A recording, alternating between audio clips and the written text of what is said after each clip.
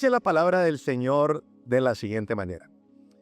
Mientras comían, tomó Jesús el pan y bendijo y lo partió y dio a sus discípulos y dijo: tomad, comed, este es mi cuerpo. Y tomando la copa y habiendo dado gracia, le dijo: bebed de ella todos, porque esta es mi sangre del nuevo pacto, que por muchos es derramada para remisión de pecados. Amén. Y hoy el mundo cristiano, ustedes saben que todo el mundo no es cristiano, pero el mundo cristiano o el cristianismo de manera global tiene una importante celebración, y es la celebración de la resurrección. ¿Sí? Como pueblo cristiano o el mundo occidental más precisamente, hoy está celebrando un evento que para muchos es un evento tradicional o religioso. Hace parte de las tradiciones. Creo que el mundo en el que nosotros vivimos, el entorno en el que nosotros estamos, está sujeto a las tradiciones.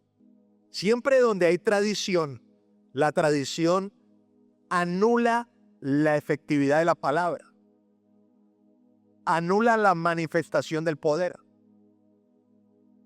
La tradición tiene la tarea de congelar nuestra vida espiritual, nuestra relación con Dios, para que nosotros llevemos una vida monótona.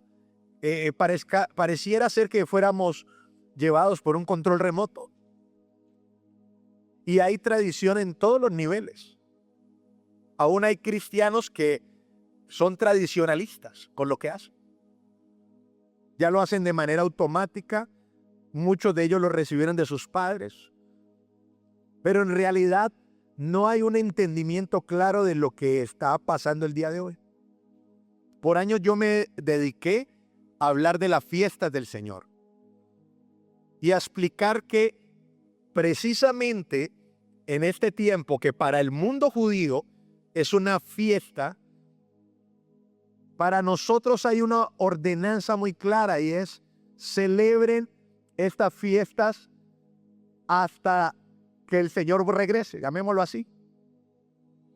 Esta celebración de Pascua para el pueblo de Israel era la celebración de la victoria frente a la nación de Egipto, y cómo ellos fueron liberados en una sola noche de 430 años de aflicción. Cómo ellos fueron liberados por el poder y la mano del Señor.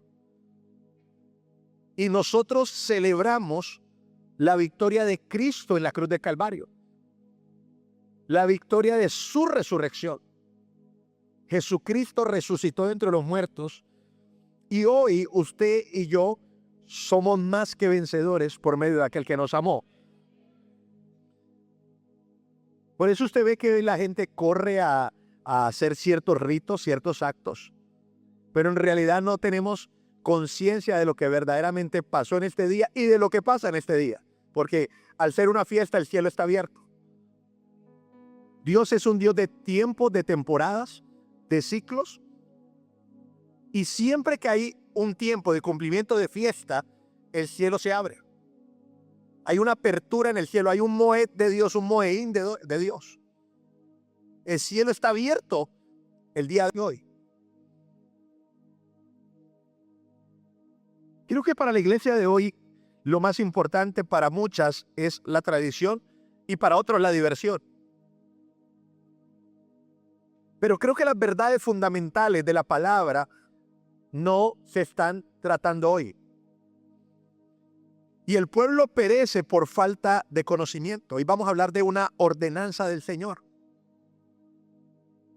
Creo que hay muchas cosas que se hacen en la iglesia, pero la cena del Señor, al igual que el bautismo, son ordenanzas. Son cosas que no pueden faltar, son cosas que siempre deben estar. Usted no puede ser cristiano sin bautizarse en aguas. Usted no puede ser cristiano si no participa de la cena del Señor. Quizás usted pueda ser cristiano y no canta coros. Quizás usted pueda ser cristiano porque tiene la Biblia en el celular. Pero lo que no puede pasar es que yo sea cristiano y no participe de la Santa Cena. Lo que no puede pasar es que yo sea cristiano y no me haya bautizado en aguas. Porque es una ordenanza del Señor. Cuando hablamos de la resurrección,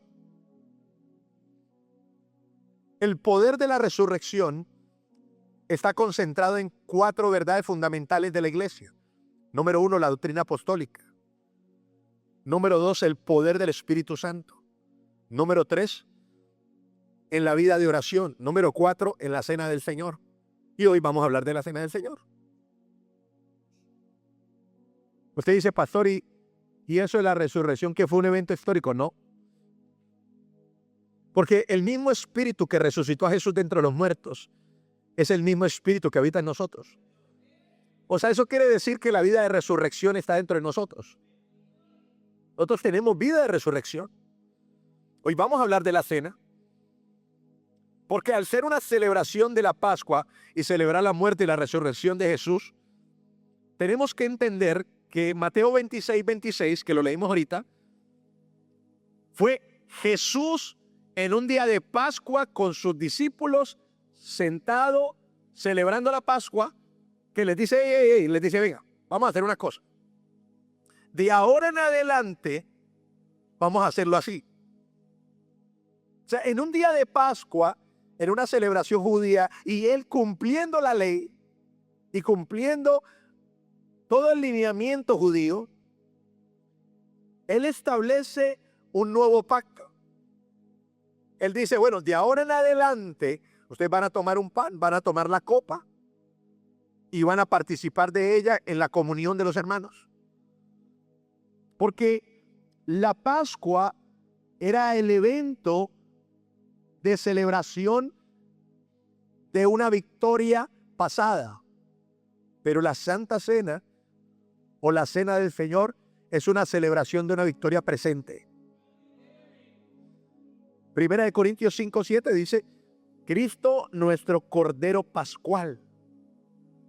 Recuerden que la Pascua era un cordero, o fue un cordero, que se sacrificó, su sangre se derramó y se colocó en el marco de la puerta para que el ángel de la muerte no atravesara esa puerta.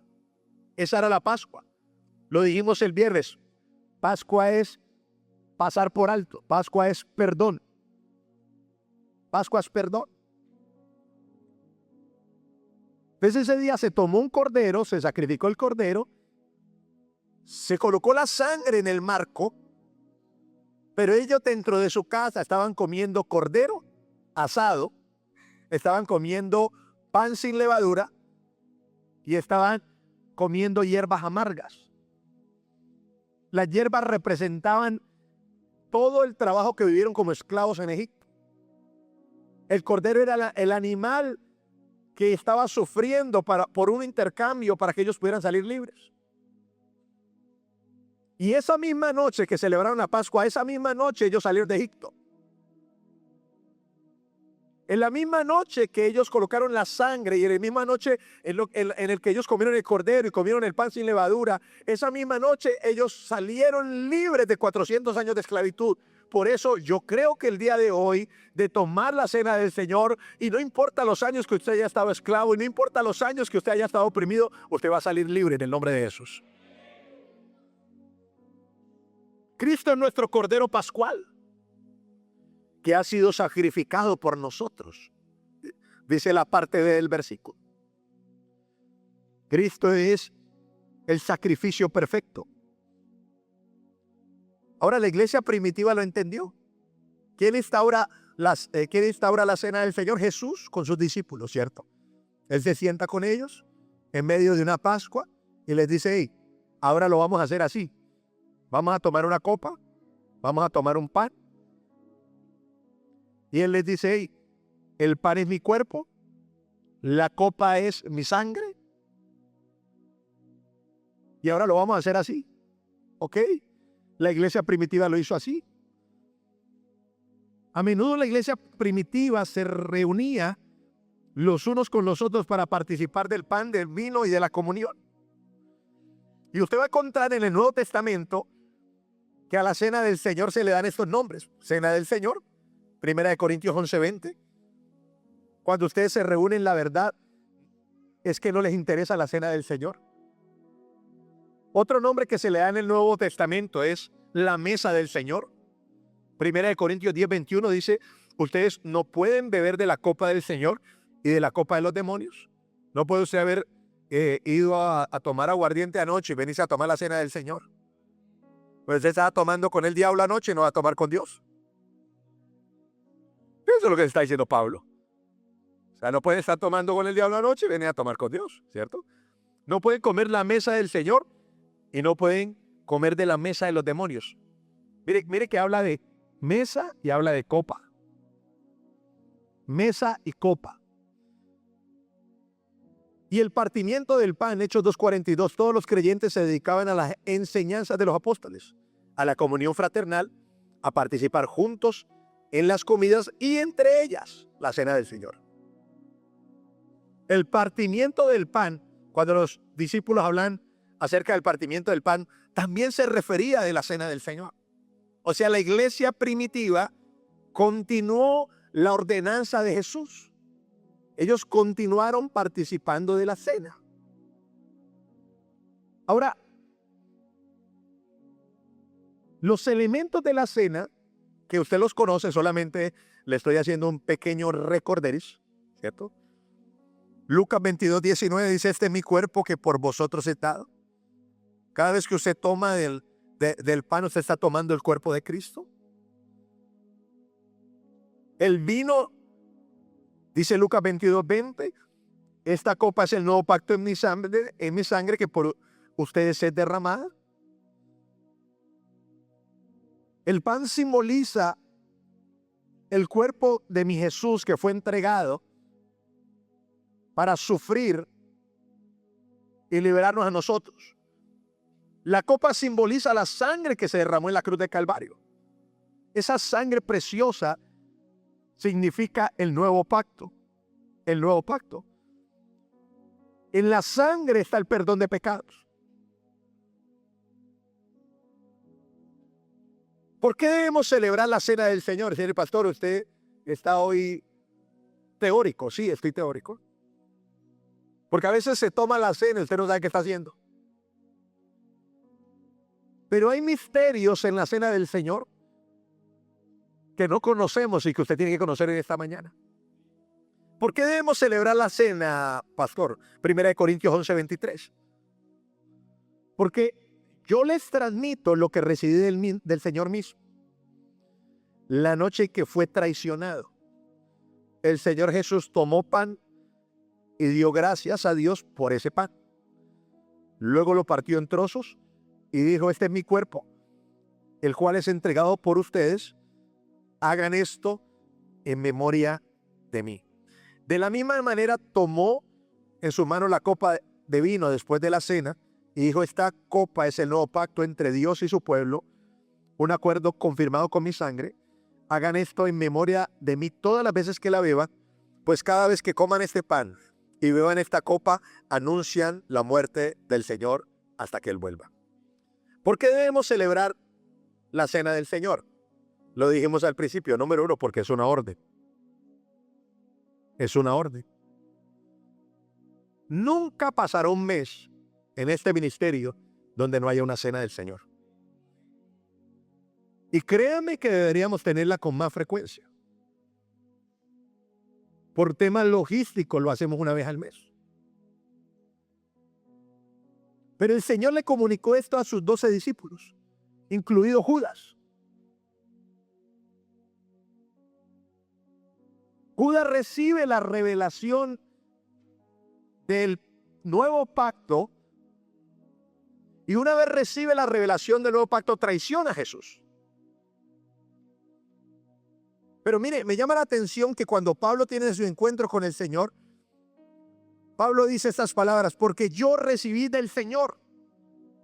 O sea, a Pablo no se lo comunicó los otros apóstoles, no se lo comunicó la otra iglesia, a él se lo comunicó el Señor mismo, queriendo decir de que, escúcheme, de que lo mismo que se le dijo a los discípulos, se le dijo a Pablo.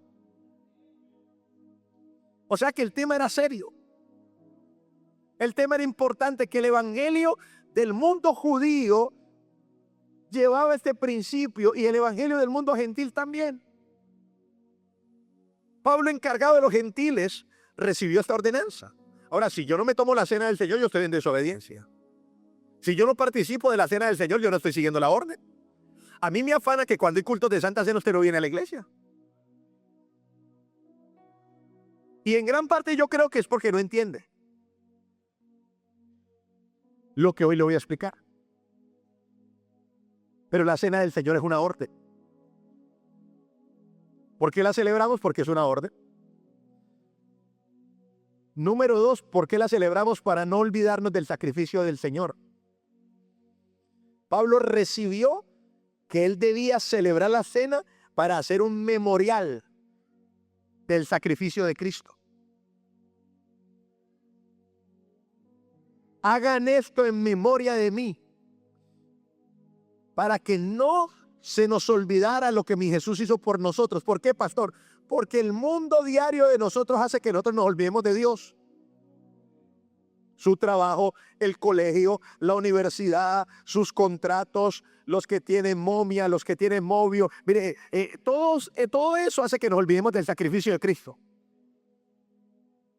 Sí.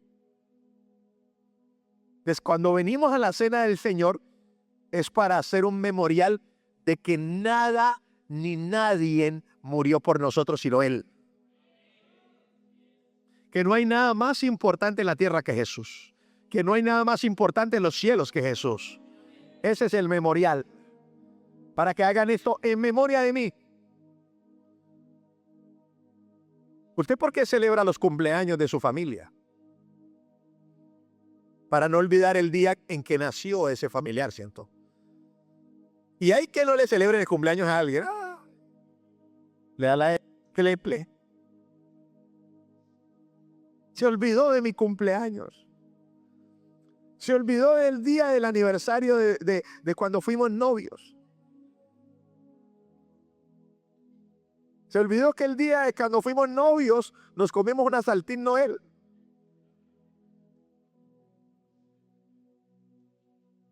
Porque las cosas importantes de la vida se les tiene que hacer una memoria. Y la muerte de Jesús debía ser recordada siempre. Ahora le voy a decir algo. Los apóstoles del primer siglo lo hacían todas las semanas. Todas las semanas ellos estaban celebrando la cena del Señor. Para que no se les olvidara lo que mi Jesús hizo por ellos. Porque a nosotros se nos olvida. Pastores dicen, a mí no se me olvida la cruz. A mí no se me olvida. No, a nosotros se nos olvida. A nosotros se nos olvida. A nosotros se nos vuelve. Pastor, yo me acuerdo de todo eso. Mire, cuando yo le digo a usted se le olvida, es que no, se le vuelve menos importante. Sí. Mire, no es lo mismo celebrar el cumpleaños sacando un lugar, decorándolo, comprando una torta, haciendo una comida, que celebrar el cumpleaños a última hora porque usted se acordó y compró algo por Temo y lo mandó. No es igual. Mire, la gente se acuerda de Dios en estas fechas. ¿Y el resto del año?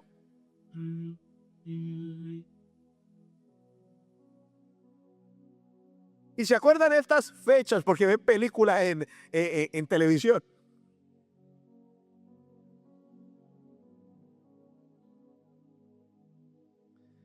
La cena del Señor es para no olvidarnos de Jesús. Cada vez que la celebramos, mire esto tan poderoso, anunciamos su muerte. Cada vez que la celebramos, anunciamos su muerte.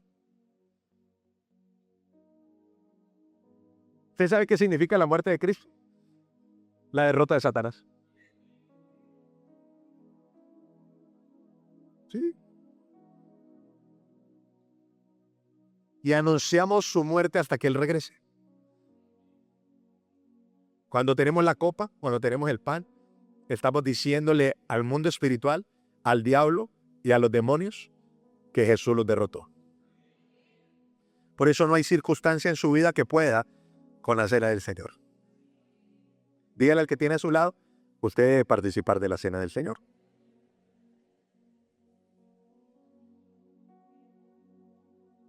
La gente piensa que la cena del Señor es una copita de vino que la iglesia les regala y un pedacito de pan, y hasta muchos dirían que no tomamos tacaños porque damos muy poquito pan. Sí. Oiga, a la iglesia no se le ocurre dar más juguito y más.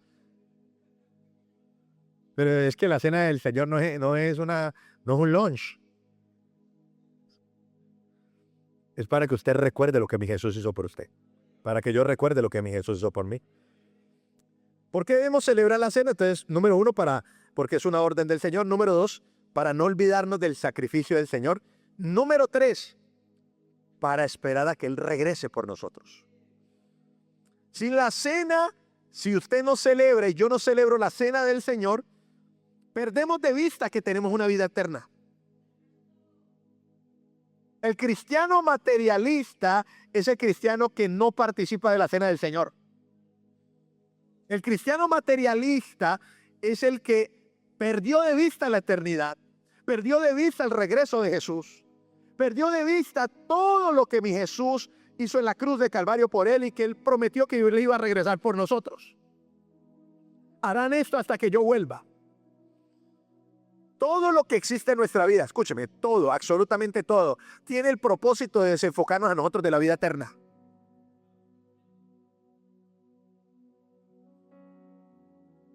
Todo. Pero la cena del Señor me recuerda a mí que mi Jesús vuelve por nosotros. Mire, hubiera hecho un gol Colombia, hubiera estado usted más contento. Jesús regresa por nosotros. Jesús vuelve por nosotros. Yo no sé si a usted eso le alegra, a mí me alegra. Sí. Yo quiero estar con mi Jesús. Yo quiero estar con mi Rey, mi Señor. Yo quiero estar con Él. Yo no sé usted, pero yo sí quiero estar con Él. Hoy la iglesia no espera su venida porque está muy ocupado en sus cosas, porque le es muy importante aquello, lo uno, lo otro. Mire, estar con el Señor es muchísimo mejor, dijo el apóstol Pablo, que todo lo demás. Mire, Santo Tomás fue al cielo y regresó y dijo, mire, todo lo que yo he visto en esta tierra no se compara con lo que yo vi allá arriba. A los 5 años murió. Duró 5 años más y se fue. Digo, yo me quiero ir para allá. Yo me quiero ir para allá. Ahora, pastor, ¿cuáles son los misterios de la cena del Señor? Libro de Juan capítulo 6, versículo 53. Ya le coloqué el fundamento, ya le coloqué la doctrina. Ahora le voy a imprimir un poco de revelación. Juan capítulo 6, versículo 53. Por eso Jesús volvió a decir, les digo la verdad, a menos de que coman la carne del Hijo del Hombre y beban su sangre, no podrán tener vida eterna en ustedes. Pero todo el que coma mi carne y beba mi sangre, tendrá vida eterna.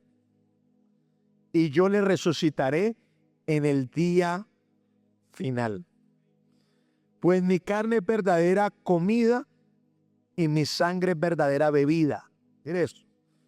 Todo el que come mi carne y bebe mi sangre, permanece en mí y yo en él. Yo vivo gracias al Padre viviente que me envió. De igual manera, todo el que se alimenta de mí vivirá gracias a mí. Yo soy el pan verdadero que descendió del cielo. El que coma de este pan no morirá. Como le pasó a sus antepasados a pesar de haber comido maná, sino que vivirá para siempre. Mire, venga, lo entro en contexto un poco de la historia.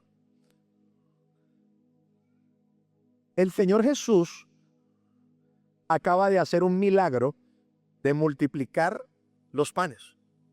Yo creo que todos recordamos ese milagro, ¿cierto? ¿Sí lo recuerdan?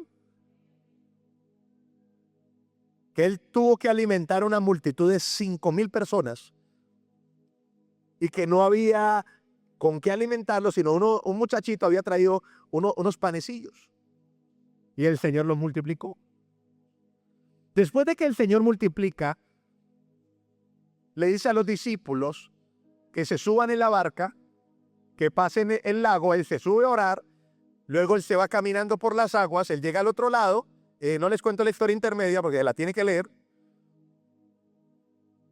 y la gente al ver que Jesús se fue, a ellos les causó impresión de que había un solo bote y que Jesús no se había ido con los discípulos, y bueno, y el Señor ¿cómo se fue? Ellos fueron y buscaron otro bote y lo siguieron. Cuando lo encontraron, le dijeron, Señor, te estábamos buscando. Y Jesús les dice, hey, ustedes me buscan por el pan que les di. Si tú tienes un maestro que agarra 2 panes, los multiplica,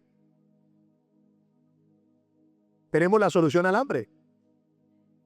¿Sabe qué iban a hacer ellos? Lo iban a convertir en rey de una vez. Sí, tienes un hombre que alimenta a 5,000 personas y nada. Entonces ellos lo seguían y lo siguieron por el pan. Así como muchas personas vienen a la iglesia para que Dios les haga un milagro, no entendiendo el milagro. Porque el problema de esta generación es que la gente no entiende el milagro. Quiere el milagro, pero no lo entiende. Y Jesús le dijo, hey, usted me sigue por el pan que yo les di, porque no entendieron el milagro de la multiplicación.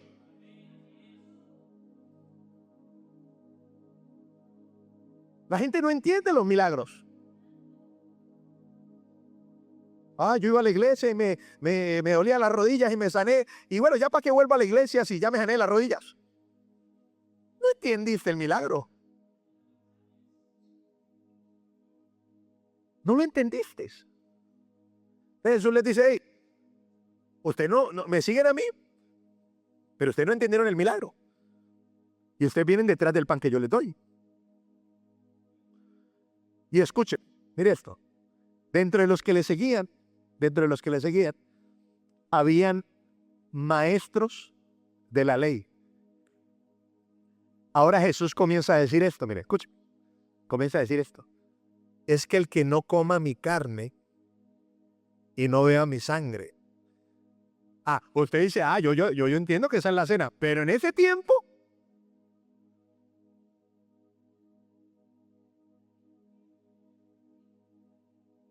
o sea, hombre, este Señor nos está diciendo, ojo, esto estaba prohibido, los sacrificios humanos para los judíos. Este Señor nos está diciendo que el que no coma la carne de él y no beba su sangre, no va a tener vida permanente. ¿Sabe qué pasó? Dice, y muchos volvieron atrás ese día. Muchos regresaron. Mire, le voy a decir una cosa. Cuando usted ande con un hombre de Dios, hay cosas que de pronto no va a entender, pero luego las va a entender. Quédese. Porque hay gente que se va porque no entiende. O hay otros que se van porque se ofende. Y muchos de ellos volvieron atrás y no recibieron la revelación de la cena del Señor mañana. Si usted no entiende algo, tú tranquilo. ¿Sí recuerdan esa frase filosófica? Tú tranquilo. Después lo vas a entender. Empieza Jesús a decirle, hey, es que ustedes tienen que comer mi carne. Ustedes tienen que beber mi sangre. Yo imagino a los discípulos, Pedro mirando a Juan, Felipe mirando a Mateo. Muchos regresaron. Muchos se devolvieron. Jesús les dijo, hey, es que las palabras que yo les estoy hablando son espíritu y son vida. La carne para nada aprovecha. Pero los discípulos como que andaban todos como mirándose. Y Jesús les dijo, ¿ustedes también se quieren ir con ellos? Dijo Pedro, ¿a quién iremos si solo tú tienes palabras de vida eterna? La vida eterna permanecerá en nuestra vida por participar de la cena del Señor. Nuestra fe nos tiene que llevar a ser obedientes y a entender que cuando participamos de su cena, la vida de Jesús se manifiesta en nosotros. Escúcheme. Mire esto, présteme atención. Dentro de usted y dentro de mí está el Espíritu Santo. ¿Sí o no? ¿Estamos de acuerdo con eso, cierto? Mire el que tiene a su lado y dígale, usted tiene el Espíritu Santo, ¿cierto? Dentro de nuestra vida está el Espíritu Santo. ¿Dónde está el Señor Jesús? ¿Dónde está? ¿Seguro? ¿Que está en el corazón? ¿Dónde dice en la Biblia que Jesús está en mi corazón? Eso lo dicen los matachitos cristianos. En los cartoons cristianos. ¿Dónde está Jesús? A la diestra del Padre, ¿cierto? Pero ahora dice en Juan que Jesús le dijo a sus discípulos, el que come mi carne y bebe mi sangre, yo permanezco en él. O sea, présteme atención, que cuando yo participo de la cena del Señor, mi Jesús baja del trono para manifestarse a través de mi espíritu.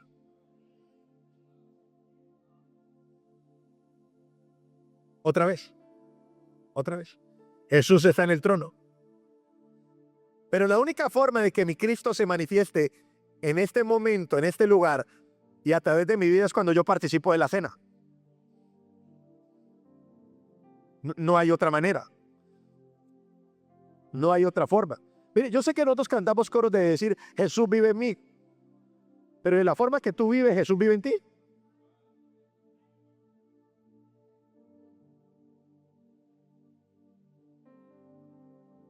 Por ese genio que tiene, Jesús vive en ti.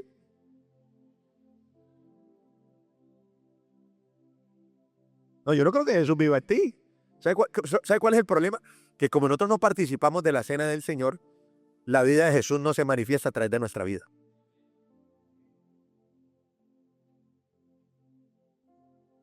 Yo sé que cantamos, el victorioso vive en mí. El victorioso vive en mí. Las circunstancias no me mueven a mí. El victorioso vive en mí. Miren. Cantamos el coro. Salimos por la puerta. Y le dicen, su suegra llegó a la casa. Se le acabó el victorioso. Hasta ahí llegó el victorioso. Escuche, ¿sabe por qué pasa eso? Que nada del evangelio va a cobrar sentido hasta que nosotros no seamos participantes continuos de la Santa Cena. ¿Por qué cree que esto es una ordenanza? Mire, nosotros como iglesia recibimos una revelación del bautismo en aguas. Yo creo que la revelación del bautismo que nosotros tenemos no lo tiene nadie en esta ciudad. Estoy seguro de eso. La revelación y la manifestación del bautismo en aguas, creo que nadie la tiene en esta ciudad. No sé en otros lados, pero yo no lo he visto. Y voy a tomarme el tiempo de predicar, porque eso yo no lo he predicado, del bautismo en aguas. Y ahora, Dios me habló anoche, me dijo, Carlos, te voy a dar la revelación de la cena. Porque si se te revelan las ordenanzas, se revela la victoria de la iglesia. ¿Qué es lo que pasa? Que cuando hay cena del Señor, usted no aparece. Y después dice, ay, es que yo no entiendo el evangelio. Yo tantas veces que voy a la iglesia. Mire, pero usted tiene que tomar la cena. El que no come mi carne y no bebe mi sangre, no tiene vida eterna. Usted tiene, mire, si yo no tomo si no tomo la sangre y no bebo la carne, yo tengo una vida terrenal, no eterna. Pero es que yo vivo igual que todo el mundo y voy a la iglesia, pero no te tomas la cena. Llegas después de la cena, no vienes a los cultos de Santa Cena. No disciernes el cuerpo del Señor, porque yo te lo voy a enseñar. No disciernes el cuerpo del Señor. ¿Tú piensas que es el juguito de la lonchera que da la iglesia? No disciernes el cuerpo, no disciernes, no honras el cuerpo. Dígale que tiene a su lado. Algo poderoso va a pasar esta mañana.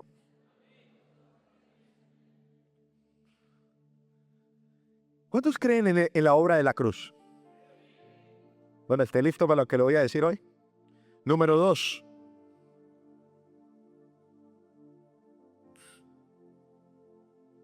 Mire, antes de pasar al número 2. La vida eterna es la misma vida de resurrección. La vida eterna es la misma manifestación de Jesús a través de nuestra vida. Número 2. La sangre es el nuevo pacto. Diga conmigo, la sangre es el nuevo pacto. Primera de Corintios 11:25. De la misma manera, tomó en sus manos la copa de vino después de la cena y dijo, esta copa es el nuevo pacto entre Dios y su pueblo. Un acuerdo confirmado con mi sangre. Hagan esto en memoria de mí todas las veces que la beban. Mire, ¿usted sabe cuántas veces yo he escuchado la palabra nuevo pacto? Uf. Y el nuevo pacto se llama la sangre de Cristo. El nuevo pacto se llama la copa del Señor. Mire, hay tantas personas que hablan hoy del nuevo pacto, pero la sangre derramada que nos dio el perdón de nuestros pecados es el nuevo pacto. Y cuando nuestra vida bebe de la Santa Cena, de la copa del Señor, nuestro espíritu recuerda que somos una nueva creación.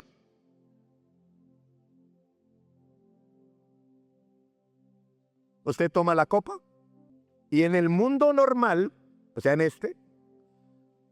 esto es un jugo de la vid.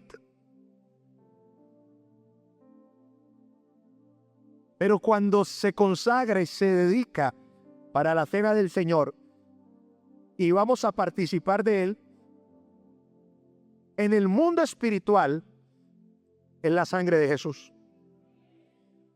Y ahora mi espíritu va a participar de su sangre. Ahora mi espíritu va a beber de su sangre. ¿Qué le va a pasar a mi espíritu? Mi espíritu va a recordar inmediatamente que él es una nueva creación. ¿Y sabe qué va a decir mi espíritu a mi alma y a mi cuerpo? Le va a decir, tú tienes que vivir en santidad, tú tienes que vivir en integridad, porque tú fuiste limpiado, tú fuiste perdonado, y tú no le perteneces a este mundo, tú le perteneces a Jesús. No.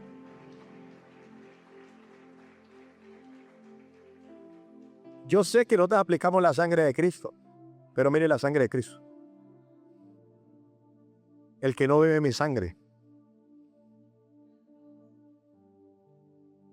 Esto se convierte en la sangre de Cristo porque yo estoy haciendo memoria del sacrificio de Jesús.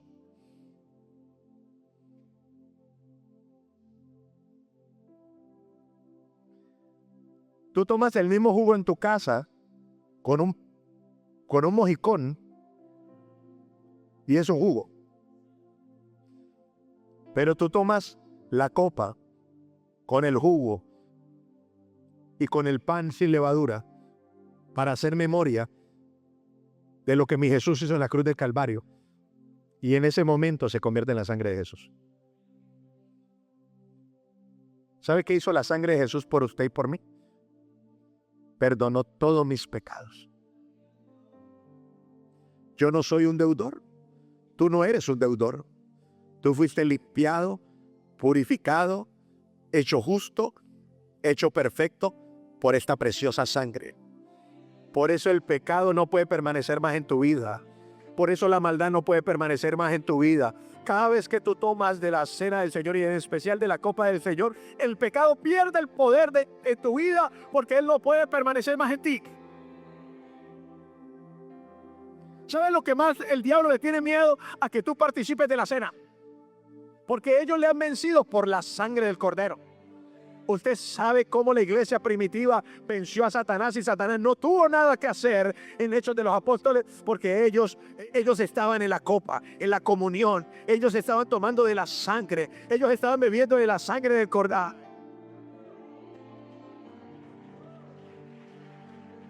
Mire eso. Mire eso. Présteme atención. Porque agua fue lo que se echaron en las tinajas de la purificación y se convirtió en vino.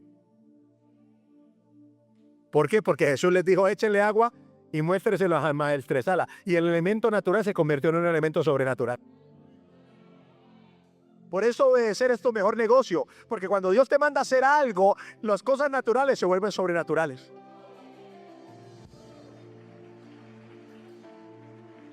Mire. Y la copa no es el centro de mi mensaje. Solamente yo creo que eso lo tenemos muy claro. Lo que la sangre hizo por nosotros. Por eso usted toma la copa. Usted bebe la copa. Y el pecado dice, yo estoy retrasado en salirme de acá. El diablo dice, yo estoy retrasado en salirme de acá. Y se tienen que ir. Porque la vida eterna de Jesús está ahí. No hay una bebida más poderosa que la sangre de Jesús. El que no bebe mi sangre y come mi carne. Uy, muy fuerte para esa época. Comer la carne, beber la sangre. Usted todavía piensa que esto es jugo. Hay el juguito que hicieron los hermanitos para la cena del Señor. Mire, ya en la sangre de Jesús. A la sangre de Jesús. ¿Aló? Mire lo poderoso. Mire lo poderoso. Gracias, don Álvaro. Mire lo poderoso. Esta puede ser una tarima normal, ¿cierto? En otro contexto. Hierro, madera, alfombra. Pero el hecho de que por la obediencia a la palabra se haya dedicado para el Señor, se convierte en el altar de Dios. Porque la obediencia hace que un elemento natural se convierta en un elemento sobrenatural. Dígale al que tiene a su lado, fuimos limpiados, fuimos lavados por la sangre de Jesús. Así que cuando el diablo proclame tu derrota, tú le vas a decir, yo participo de la cena, estás perdido tú. Tú no puedes tomar la cena, nosotros sí. Ya, perdiste. Pastores que me están atacando los demonios, ven al culto de Santa Cena. El diablo no tiene nada que hacer. El diablo ve que tú tomaste la cena. Y ellos le han vencido por la sangre del Cordero. Fue derrotado el acusador de los hermanos, el que los acusaba día y noche. Y ellos le han vencido por la sangre del Cordero.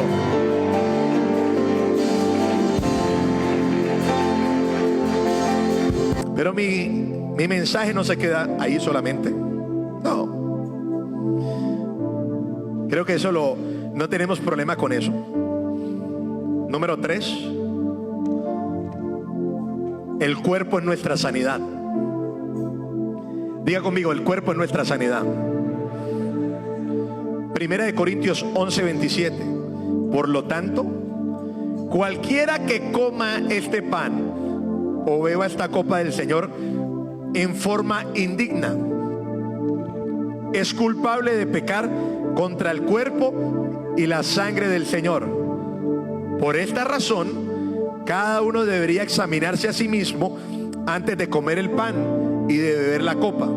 Pues si alguno come el pan y bebe la copa sin honrar, diga conmigo, sin honrar el cuerpo.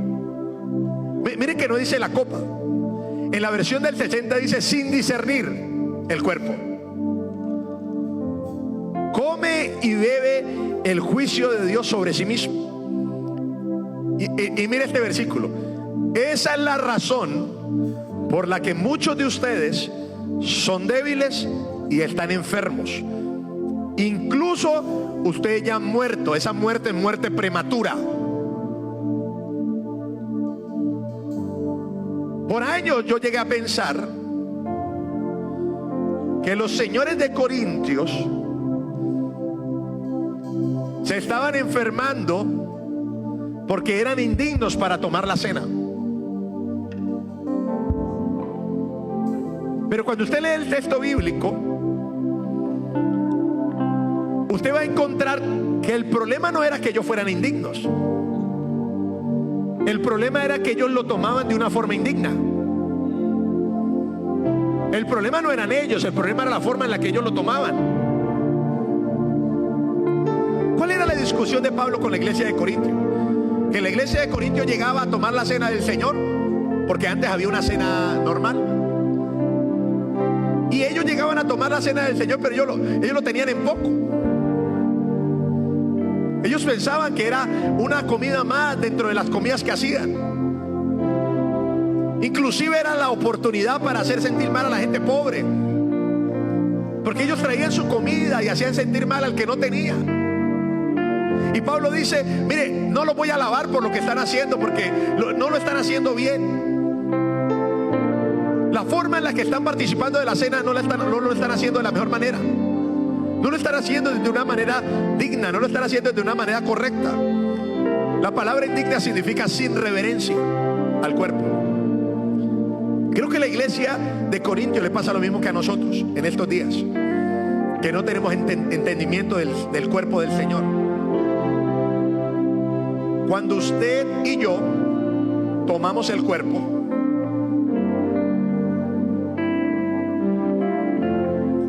cuando usted y yo tomamos el cuerpo y no logramos discernir,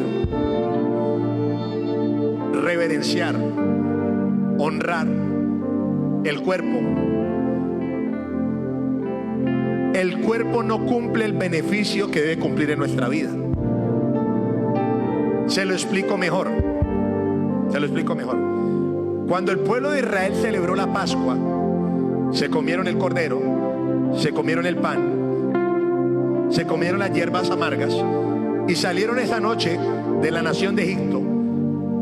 Dice la escritura que dentro de ellos no hubo ningún enfermo. Yo soy Jehová, vuestro sanador, y yo quitaré toda enfermedad en medio de ti. Usted puede ver que el pueblo de Israel en el tiempo que estuvo en el desierto nunca enfermó. Solo cuando desobedecieron y Dios le mandó serpientes ardientes, ya. Y eso era para liquidar a los rebeldes. Pero el resto, ellos no tenían enfermedades. A ellos no les daban gripas, no les daban dolores de cabeza. Lea la Biblia. ¿Por qué, pastor? Porque ellos tomaron la Pascua. Cuando ellos tomaron la Pascua, ellos tomaron su sanidad. La Pascua para el pueblo de Israel era la provisión para ellos mantenerse sanos. La Pascua para el pueblo de Israel es para ellos ir a través de un desierto donde no había ni médicos, no había ambulancia, no había medicamentos. Y escúcheme bien, ellos andaron por el desierto sin ninguna enfermedad. No había ninguna enfermería, porque ellos tomaron del cuerpo del cordero y no hubo ningún enfermo entre ellos. Ahora yo le voy a decir una cosa: este nuevo pacto, el pacto de mi Jesús, es mayor que el primero, es más poderoso que el primero. Y si en el primer pacto no hubo enfermos, ¿por qué en este pacto hay enfermos? Porque no hemos discernido el cuerpo, porque no hemos entendido que la provisión para la salud divina de la iglesia se llama el pan, que es el cuerpo de Jesús. Todavía no, por allá atrás no. Mire, este pan que le entregan a usted es su fuente de sanidad. Mire eso, escucha. No.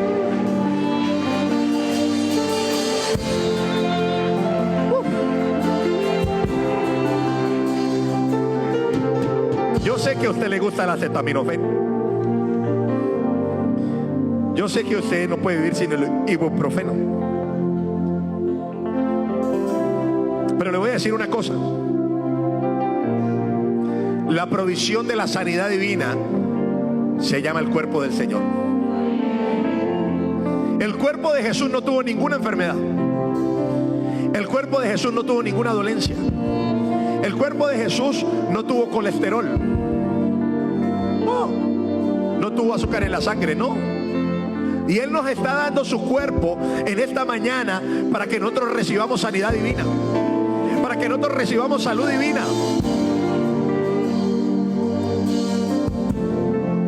Ahora le voy a decir algo más.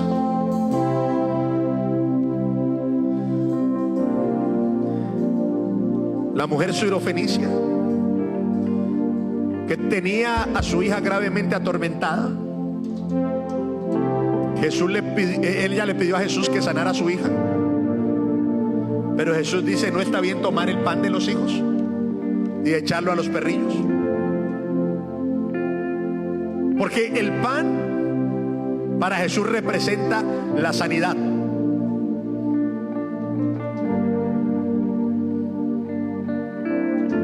Siempre que usted escucha el término pan en la Biblia, representa sanidad.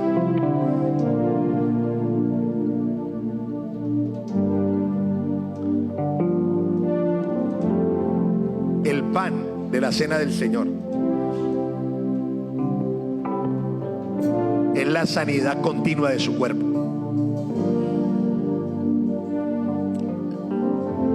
En la cena, la sangre es separada del cuerpo. La sangre es para el perdón de los pecados. El cuerpo es la garantía de tu sanidad. Sí. Ah, no, para usted es más importante el dinero. No, más importante que el dinero es la salud.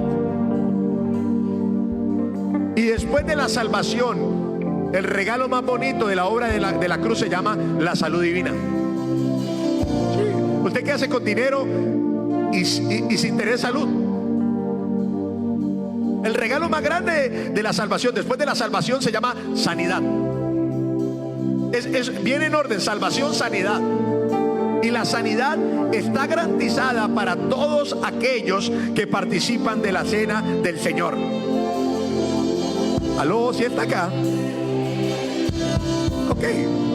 Usted dice: pastor, yo comiéndome un pancito ahí, porque no lo disiernes. No lo alcanzas a analizar. Yo mandé una fotico por ahí de una masat. Usted va a ver esto y va a decir: esto es una galleta Jaltín. Pero la masat es uno de los elementos para la celebración de la Pascua para el pueblo judío. Usted ve, llamémoslo así, ese pan sin levadura, esa galletica, ¿cierto? Y era lo que ellos usaban y usan todavía para la celebración de la Pascua. De acuerdo a las leyes, número 1 era un pan sin levadura, número 2 era un pan horneado, número 3 era un pan rallado, número 4 era un pan perforado. ¿Usted cree que hasta hoy el pueblo de Israel se come el pan y no entiende nada? Pero el pan representa un pan sin levadura. La levadura en la Biblia representa el pecado.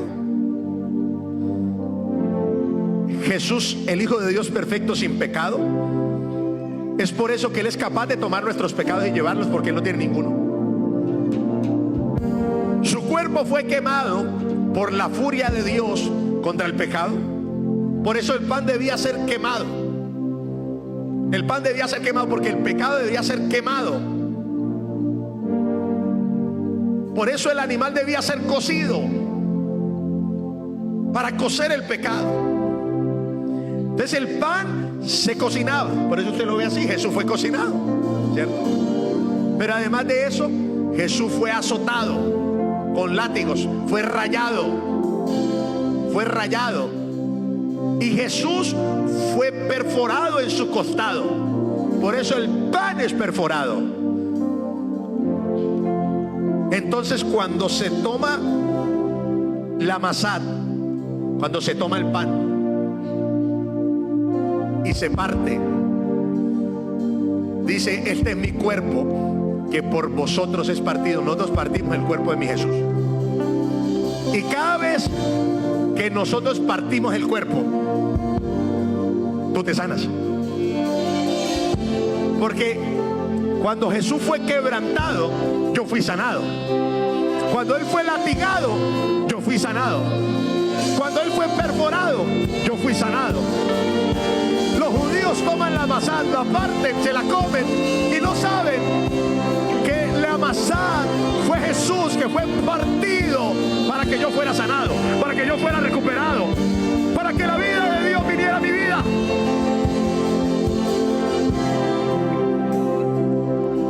Ahora, si tú no disciernes que este es el cuerpo de Cristo, si tú no entiendes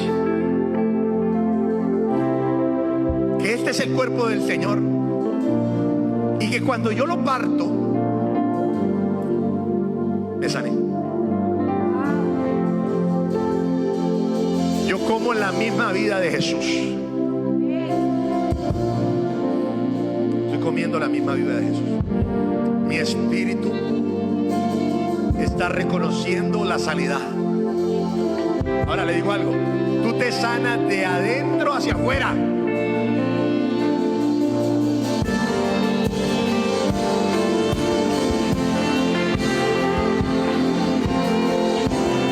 Mire, tú te enfermas de adentro hacia afuera. Una enfermedad primero es espiritual. Una enfermedad primero es espiritual.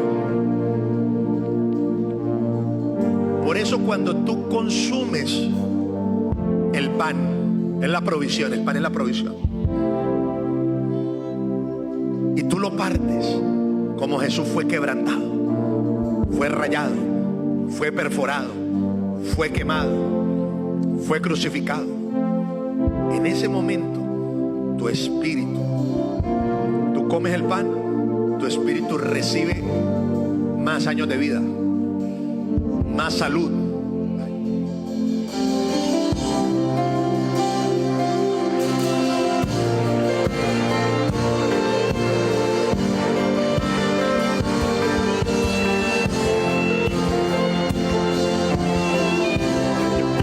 Mire, yo veo a algunos tomando de la cera.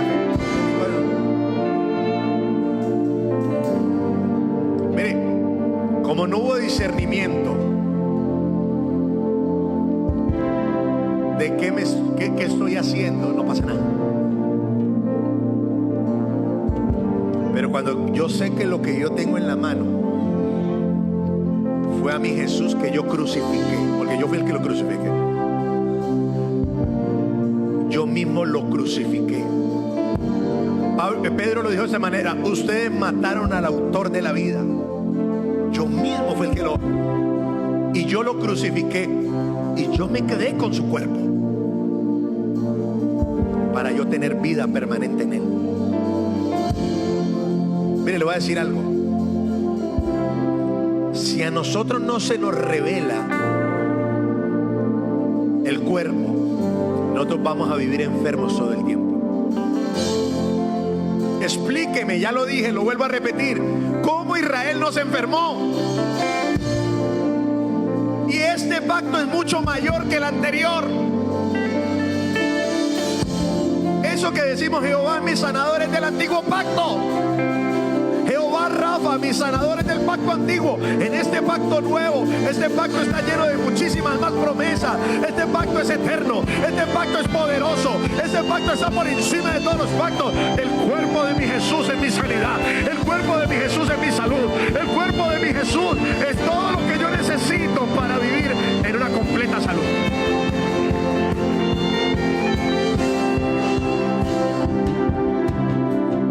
Entonces usted viene a una cena como esas y usted ya tiene otro entendimiento. Te agarra la copa y usted sabe que la sangre de mi Jesús va a entrar en su interior.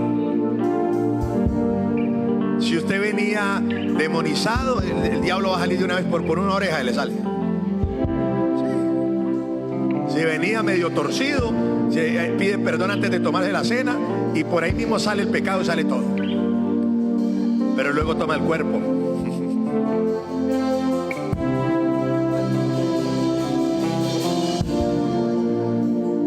Cuando usted sabe esto, el diablo no lo va a poder derrotar. Usted se come el cuerpo. Y toda la vida que usted tiene contenida dentro de usted es activada. Y usted es sanado sobrenaturalmente. Para que usted tenga una vida rica y en abundancia. Mire, le voy a decir una cosa. Nosotros no tenemos que estar enfermos. Vuelvo y le repito. Usted dice, ay, sí, pastor, todo el mundo está enfermo. ¡No! Yo no acepto que nosotros estemos enfermos. Porque la Biblia dice, ciertamente llevó nuestras enfermedades. Ciertamente llevó nuestros dolores. ¡Ah! Le dice, pastor, me está doliendo algo hoy. Se toma la cena y... enfermedad mentirosa. Yo fui sanado por el cuerpo de mi Señor. Yo fui sanado por su cuerpo.